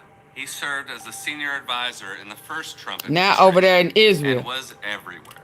And by all accounts, he had a lot of influence on his father-in-law. But he's known for one thing above all else. It seemed as if from the get-go that Jared Kushner was charged with cultivating the relationship with the Saudis. Virginia Cantor is Chief Ethics Counsel at Citizens for Responsibility and Ethics in Washington. It appears to be that at the end of the administration, the payoff was a $2 billion investment in this investment fund. Just months after leaving the White House in 2021, Kushner's newly minted investment group, Affinity Partners, secured a $2 billion commitment from the Saudi Public Investment Fund, or PIF. The news raised a lot of eyebrows. Some next-level sleaze and grift going on right in front of our eyes. This is just putting a price tag on American foreign policy. I've been in this business 40 years. This is extraordinary, unprecedented. I've never seen anything like it. The reason it was so egregious, he had no experience in that field. The panel responsible for screening potential PIF investments reportedly voiced serious concerns about Kushner's lack of experience. But the board was overridden by MBS, the de facto leader of Saudi Arabia. That news raised even more eyebrows. Isn't that a nice story of friendship? Things you do for your bros? MBS proved to be a close ally to Kushner in the first Trump administration, working closely with him on various Middle East diplomatic negotiations. All So planned. closely, in fact. All that planned. MBS reportedly told others he had Kushner in his pocket. It appears to be a payoff based on Mr. Kushner's dealings with the Saudi government and particularly MBS during the Trump administration. A Senate investigation found that Kushner's fund raked in $157 million in management fees, all while generating no return on investment for his clients. Jared, of course, sees no problems with the $2 billion transaction.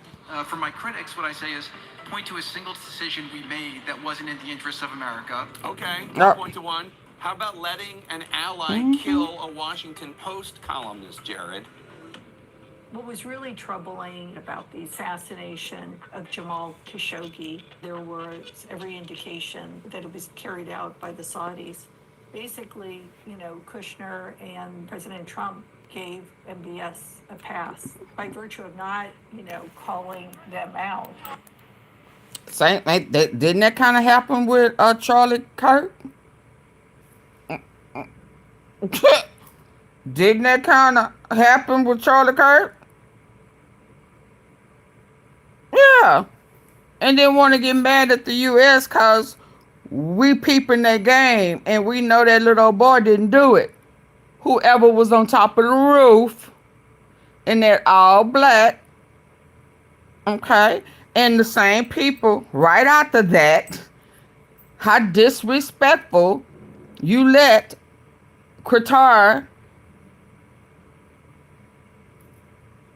well, you agreed to allow them to come to United States after saying they were terrorists. But they're not terrorists no more. They're not terrorists no more? Okay. Build military on U.S. soil. To do what?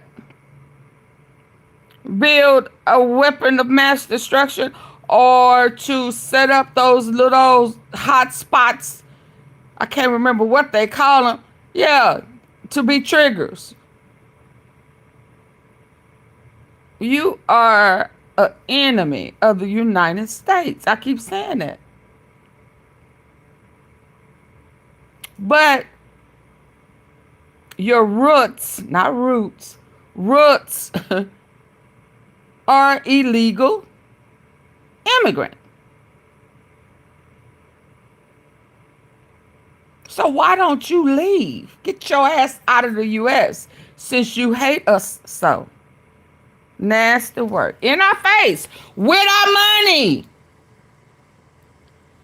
Yeah, we got Trump towers and shit in other foreign places that we don't know nothing about.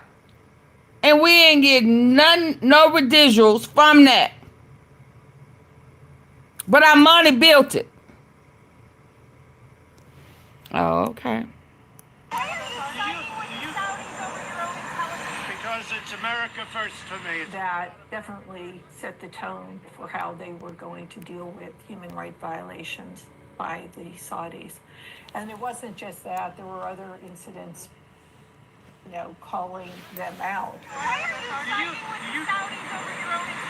Because it's America first for me. That Quit lying. set the tone for how they were going to deal with human rights violations by the Saudis. And it wasn't just that, there were other incidents. And the list is a long one. There is the use of his second presidential veto, A resolution putting an end to the U.S. military involvement in Yemen. allowing continued U.S. support to the Saudi-backed war in Yemen. There's his abandonment of the Iran nuclear deal. The United States will withdraw from the Iran nuclear deal. Saudi Arabia views Iran as one of its biggest enemies and, you know, was very much adverse to the Obama negotiated Iran nuclear deal. And, you know, that was disrupted as part of the Trump administration. There's the $110 billion Kushner negotiated arms deal between the U.S. and Saudi Arabia. There was a blockade involving Qatar. The president today siding with the Saudis. The crisis critical to the U.S. Qatar, home to a key U.S. base with 8,000 U.S. service members. And so this unprecedented closeness is being interpreted in a new light since the 2021 investment from the Saudis to the one person who always has Trump's ear. Is it both a reward for how Kushner guided the Trump administration's foreign policy regarding Saudi Arabia in the past administration? And does it look like a payoff for how he can influence President-elect Trump in his future dealings with the Saudi Arabia? Kushner has said he won't take a formal role in the second administration, but reportedly is looking to be an informal advisor on Middle East matters. And the investments in Trump world haven't stopped. And the primary financial backer of Leave Golf is the Sovereign Wealth Fund. And they engaged in deals with Do y'all see what's happening? golf courses. And it's pretty clear, you know, when you have his sons going overseas in this transition period to lock down deals, it's a way of signaling that Trump is open for business. And if you want to be favored, you better be first in line. When you have someone like Trump, he tends to take the existing corruption in Washington and just turns it up to 11. Matt Duss is Executive Vice President at the Center for International Policy. Mohammed bin Salman, when he visited Specs, how long have I been saying this? I've been trying to warn the people. weapons that were on sale as if it was, you know, the side of a good humor truck. Here are all the various ice cream and delicious treats that are on sale. $3 billion, 533. They want to say that they don't have nothing to do with me. Okay. $1 million, that's peanuts for you. And that was funny, but it was also, I think, a great demonstration of how Trump thinks about this. It's just a relationship based on, okay, what are you going to buy from us? What are we going to get from this? Since 1945, the Saudi-U.S. relationship has been defined by a superpower's willingness to overlook pretty much anything its oil-rich ally did. The U.S. got another military foothold in a sensitive region and influence over global energy markets. But this alliance between an unmatched global hegemon and a repressive theocracy has corrupted both sides. I mean, there were problems with this relationship going back many years, just as there are more deep-seated problems in the way our foreign policy and our policy in general is formulated. The various avenues of influence that very, very wealthy interests have. And I think the influence that the Saudi regime has been able to garner is a reflection of that much bigger problem. And they are exercising that influence, especially in their efforts to secure a U.S.-Saudi defense pact. Securing an agreement in which the United States committed and guaranteed to protect Saudi Arabia is a sign of approval from a global superpower.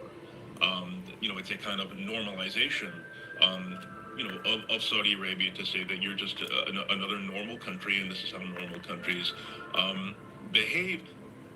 Saudi Arabia has worked hard during the Biden administration to secure a defense pact with the U.S., despite Biden's promises to get tough on the Saudis. Make them pay the price and make them, in fact, the pariah that they are. They came close to getting it. And I think we're going to see that kind of approach continuing, essentially trying to bid up the United States to get as much out of the United States in terms of commitments and support into the future. Would the United States get anything that's remotely worth a commitment of sending young American women and men to defend this regime?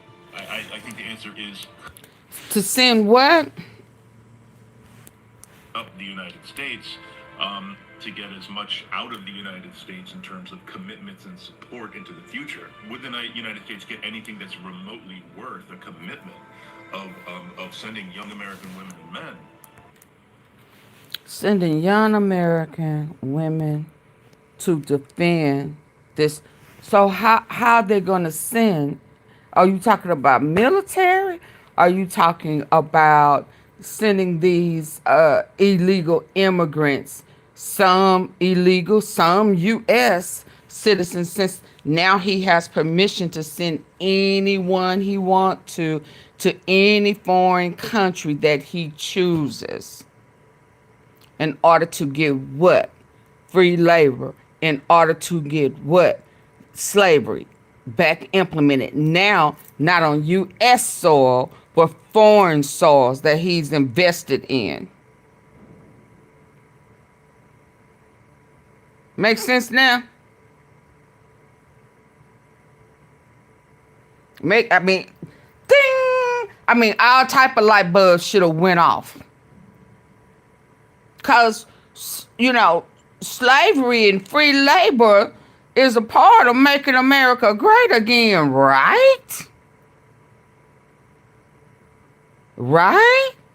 He got ICE on U.S. soil running around trying to find any and everybody. There's people with birth certificates, ID, and everything, and these people ain't trying to hear it. Right? Oh, okay. So it ain't a black and white thing. So it's whoever don't agree with it. It's whoever is pro-Israel. And let me say this now. I didn't see no blood with Charlie Kirk. I ain't saying here live, but I'm just not buying it. But he began to denounce Israel.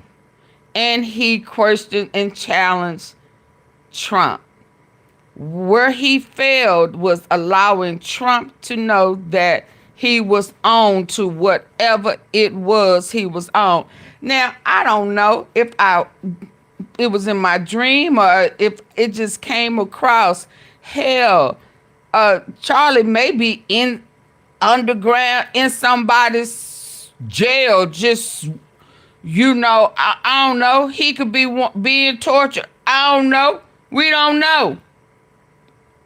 We ain't see no blood. We ain't see no funeral. We ain't see no burial. We ain't see none of that.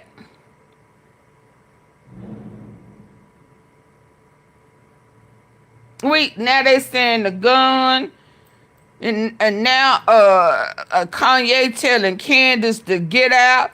Tucker at the memorial said it was all fake, and once he realized it, the devil came and took him out. Where is he? What funeral home? Ain't nothing. Ain't the people who embalmed him, cremated, ain't nobody said nothing. But they do know that some people rushed him into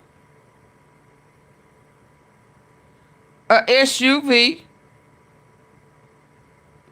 Hell, when they jumped behind him, they could have been handcuffing him.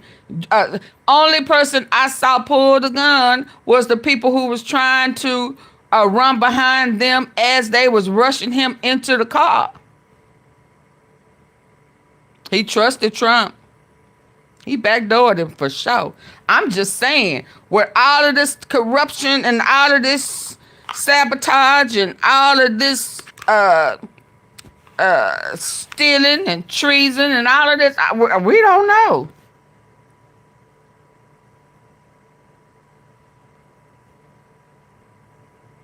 But I know Candace Owens know, and she put a word out.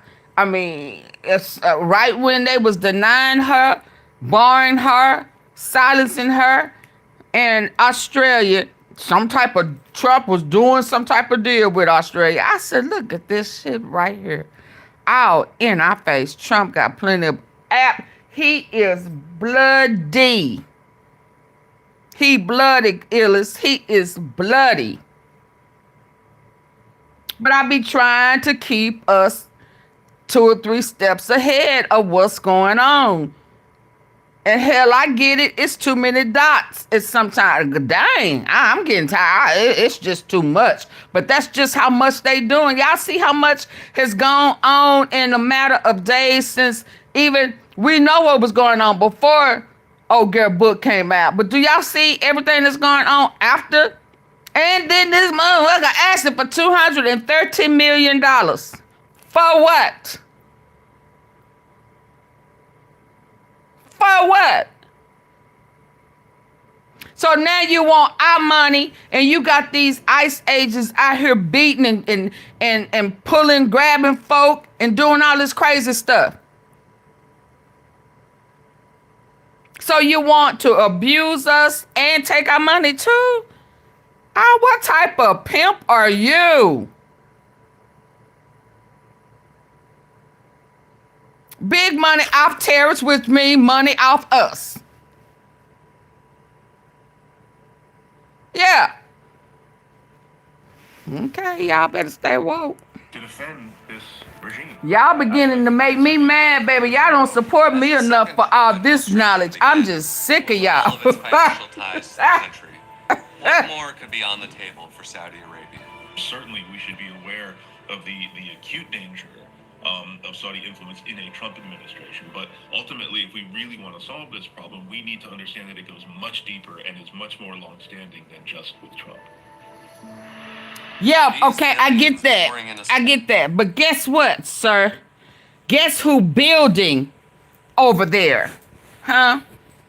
Yeah. So, yeah, there's been more than one administration that have allowed it to go on. But guess who is turning on us and building off of us and mishandling U.S. soil? See, this clown right here always takes shit to the next level.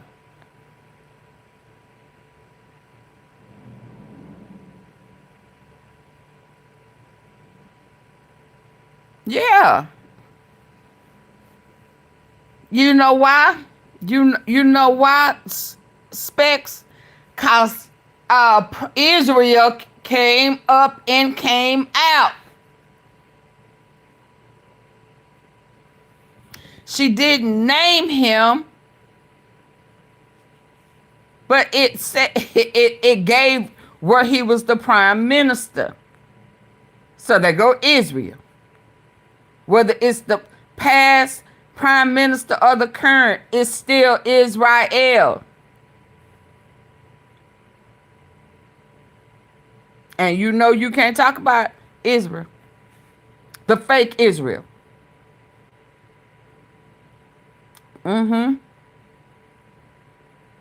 Absolutely was stolen. Yeah, because we see Elon Musk was doing business too. He stood to profit too. So yeah, they had to get the crook in office for him to do crooked stuff. How else could a convicted felon be in office? Nobody else can do it. Let me hurry up and finish, y'all. For Saudi Arabia. Certainly, we should be aware of the acute danger of Saudi influence in a Trump administration. But ultimately, if we really want to solve this problem, we need to understand that it goes much deeper and is much more long-standing than just with Trump. These billions pouring into sports leagues, entertainment companies, tech firms, what does it actually buy? We've become very good friends over a fairly short period of time? It appears to buy influence. We are with Saudi Arabia. We're staying with Saudi Arabia. It buys silence. Mr. President, we address the murder of Jamal Khashoggi, sir. Thank you very much. I appreciate it. It buys power. Deputy Crown Prince, thank you very much. This was a great day and a great honor. What price did we really pay? Mhm. What price did the world pay? And now it's time to keep our eyes on just what it could buy in a second Trump administration. He We done really been. have a great friendship, a great relationship, and I think we'll probably only get better. Thanks so much for watching our video. If you What y'all think?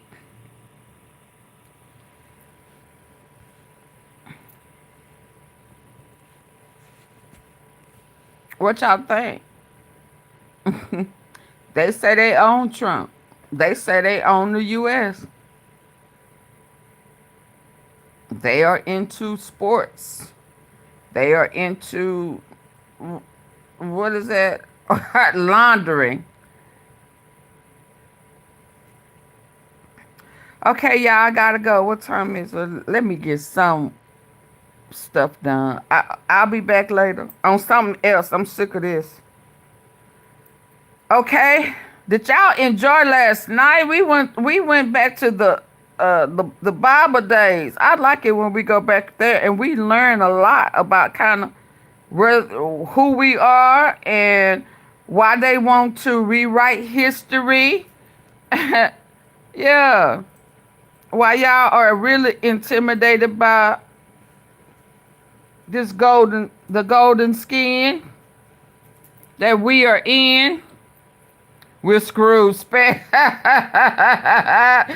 Illicit, man, this shit is deep. Yes. How long I been saying that, Illis?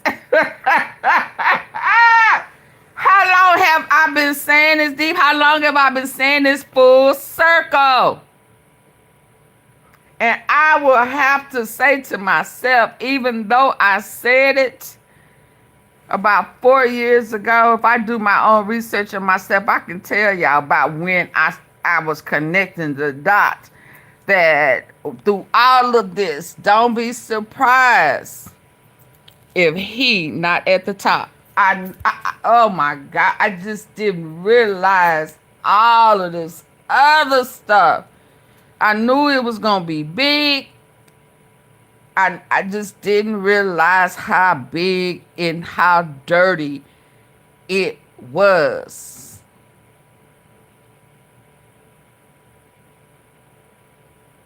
Yeah, I just did that part of it. And I promise I could hear my mama a long time ago. You know, oh man. Even about that community that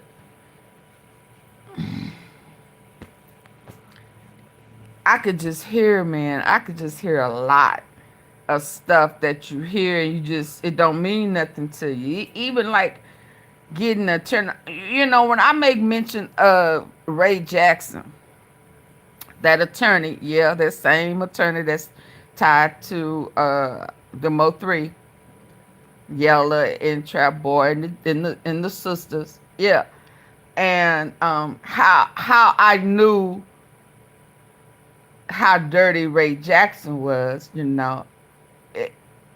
We had hired him. Let me say this, and I'm gonna go. We had hired Ray Jackson for my nephew,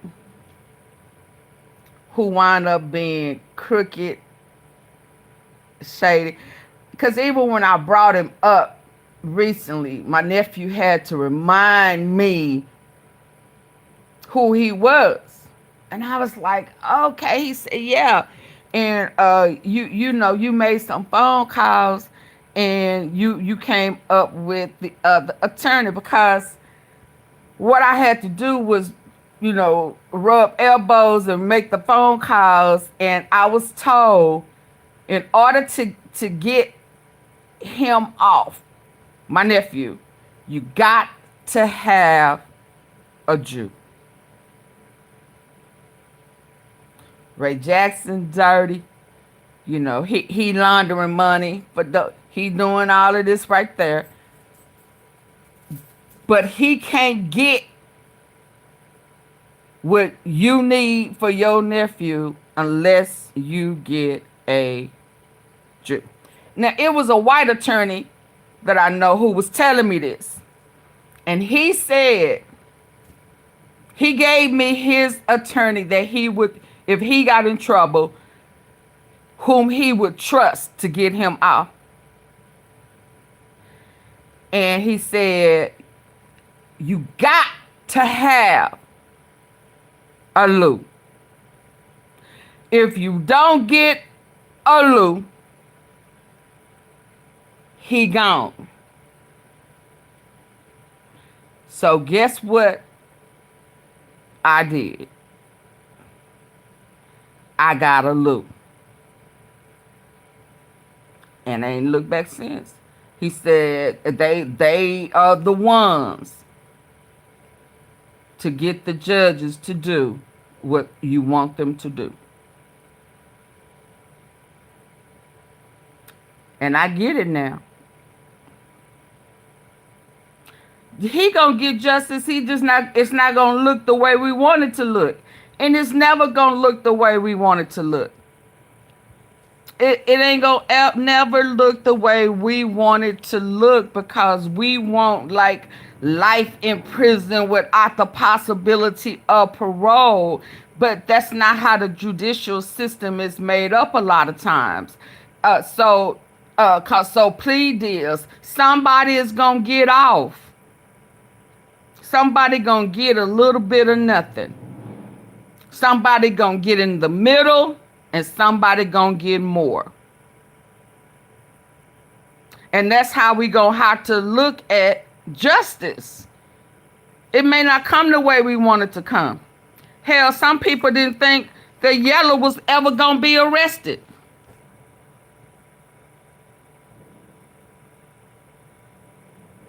And let's be truth be told.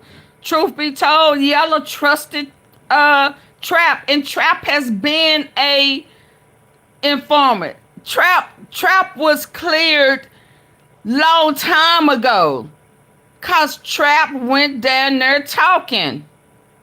Y'all just don't forgot about it because of all of the fake narrative that has come in 5 years. There is a picture out there a long time ago where Trap was in one of the detective's office, and he was pointing at the chalkboard or a whiteboard where he was giving directions or instructions or what pointed something that they had written, where he was giving up information. And they just have removed all of that information. They've erased the internet, the search.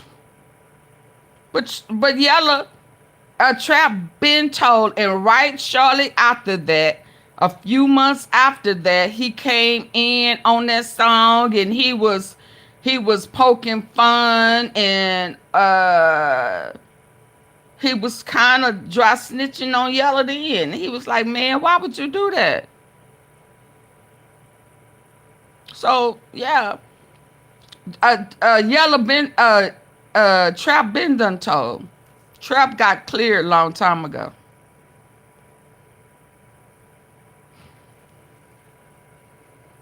But he did something else, what I don't know. And then them big boys started watching him, and that's when they picked him up, and then that's when he went and finally spent some time behind bars and got out early. So he's still working. Just like I said, old boy was still working. You know, when people get on here doing crazy shit, knowing that they got a record, they working. They're just online working, luring. That's just my opinion. Trap boy had to tell, and he's still working. Yeah, and I think even that what's his name? And Young Dolph that got off, he's still working. And he online betting too, sport betting. Oh man. Oh man. Oh man. Had he been quiet? He's still talking. Illis, what he's saying. I mean, since this is his current arena, online betting, bet with quit. What does he got to say about what's going on right now?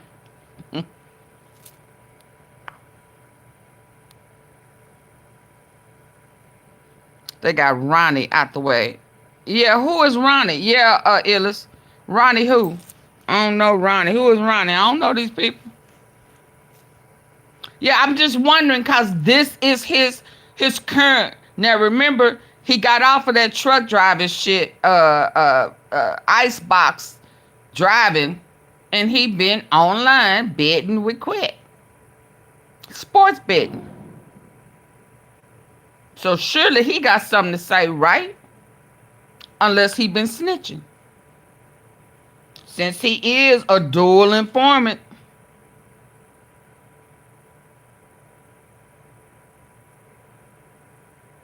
Yeah. They may get some closure with Duke the what's his name? Duke the Jeweler out of this tricky dice. Who would have ever known they got contacts? You know, you can't come in there with glasses on and shit, but you can come in there with contacts. They'll never know. And them contacts is see-through contacts. Lord, Lord, Lord, Lord. You can see through the cards with special contacts. Wow. Wow. Well, you got some content tonight, don't you, Illis? Ooh, y'all, I'm finna go. You got some content tonight. Illis, you need to go over there and check and see if what Bet with Quet talking about, since this is supposed to be his forte. Yeah, he gonna have to talk, because if he stay quiet, you know I'm gonna wear that ass out and say he quiet because he's snitching. So he may need to come, and it needs to be something that makes sense and not something that's just made up. Oh, okay. Well, have fun. Good luck. Okay, y'all, I'm finna go. Bye.